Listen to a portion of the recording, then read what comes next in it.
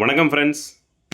ஊரக வளர்ச்சித்துறையில் பதிவரை எழுத்தர் record Clark அப்படிங்கிற உங்களுடைய சம்பள நிலை என்னவாக இருக்குது, அவங்களுடைய பதவி உயர்வு எப்படி, அவங்களுடைய பணித்தன்மை எப்படி அப்படிங்கிறத இந்த வீடியோவில் நம்ம பார்ப்போம். ஸோ அவங்களுக்கு நிலை 2ல் வச்சுருக்கிறாங்க. 15,900 டு 58,500 அப்படிங்கிற லெவலில் வச்சுருக்காங்க. ஸோ அவங்களுடைய ஊதிய விவரம், அடிப்படை ஊதியம் அவங்களுக்கு 15,900 அப்படிங்கிறனால அவங்களுடைய அகவிலைப்படி 55% 8,635 ரூபா கிடைக்கும். அவங்களுக்கு வீட்டு வாடகைப்படின்னு சொல்லிட்டு ஹச்ஆர்ஏ ஹவுஸ் ரெண்ட் அலவன்ஸ் 800 கொடுக்குறாங்க. மருத்துவப்படி மெடிக்கல் அலவன்ஸ் 300 கொடுக்குறாங்க. அதர் அலவன்ஸ் ஒரு 300 கொடுக்குறாங்க. மொத்தமாக அவங்களுடைய ஊதிய விவரம் 25,935 ரூபா. ஸோ இதை கட்டாய பிடித்தம் அப்படிங்கிறது சிபிஎஸ் 10% பேசிக் பேலையும் அகவிலைப்படியினுடைய கூடுதலினுடைய 10% கொடுக்குறாங்க. அது 2,454 ரூபா ஃபஸ்ட்டு ஜாயின் பண்ணவங்களுக்கு எடுத்துக்குவாங்க. இப்போ ஜாயின் பண்ணாங்க அப்படின்னா புதிய மருத்துவ காப்பீட்டு திட்டத்துக்கு 300 ரூபா, எஸ்பிஎஃப் 2000 ஒரு 70 ரூபா, குடும்ப நலநிதி ஃபேமிலி பெனிஃபிட் ஃபண்ட் ஒரு 110 ரூபா. ஸோ இந்த மாதிரி எடுத்துட்டாங்க அப்படின்னா கட்டாயப்பிடித்தம் 2,934 ரூபா எடுத்துடுறாங்க. ஸோ இவங்களுடைய தற்போதைய விபரப்படி முதல் மாதம் எவ்வளோ சம்பளம் ஏறதுக்கான வாய்ப்பு இருக்குது அப்படின்னா அவங்களுடைய மொத்த தொகை 25,935 ரூபாயிலிருந்து மொத்த கட்டாய பிடித்தம் 2,934 ரூபா மைனஸ் பண்ணிட்டோம்னா நிகர ஊதியம் வரவு 23,001 ரூபாய் கிடைக்கிறதுக்கான வாய்ப்பு இருக்குது முதல் மாதம். ஸோ இவங்க சம்பள சீட்டில் கையெழுத்திடுபவங்க யாருன்னு பார்த்தீங்கன்னா வட்டார வளர்ச்சி அலுவலர் தான், பிடிஓ டிஎன்ஆர்டி டிபார்ட்மெண்ட்டில்.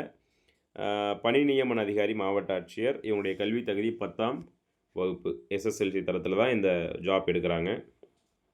ஸோ நம்ம பார்த்த அந்த சிபிஎஸ் ஜிபிஎஃப் ரெண்டுக்குமே பார்த்திங்க அப்படின்னா என்ன டிஃப்ரெண்ட் அப்படின்னா, சிபிஎஸ் அப்படின்னா கான்ட்ரிபியூட்டரி பென்ஷன் ஸ்கீம் சொல்கிறாங்க. இது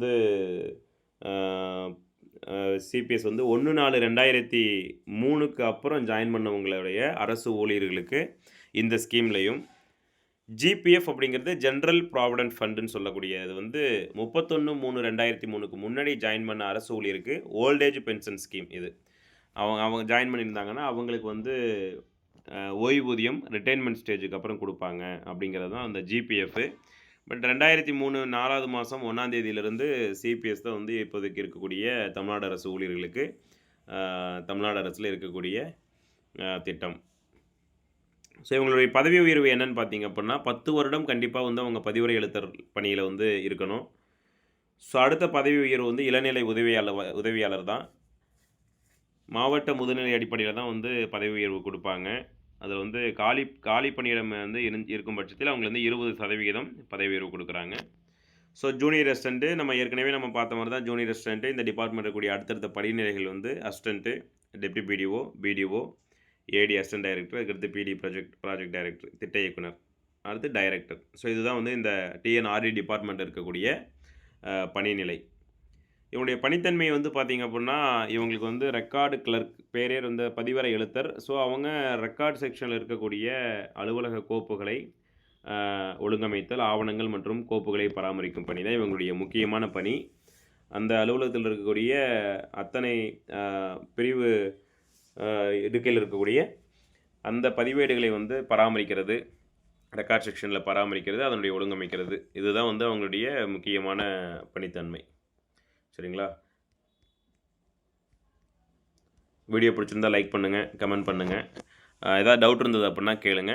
உங்களுக்கு ஏதாவது தேவை, இது சம்மந்தமான ஏதாவது வீடியோக்கள் தேவை அப்படின்னா நீங்கள் கமெண்ட்டில் கேளுங்க. கண்டிப்பாக நான் அடுத்த வீடியோவில் நான் சொல்கிறேன். தேங்க்யூ.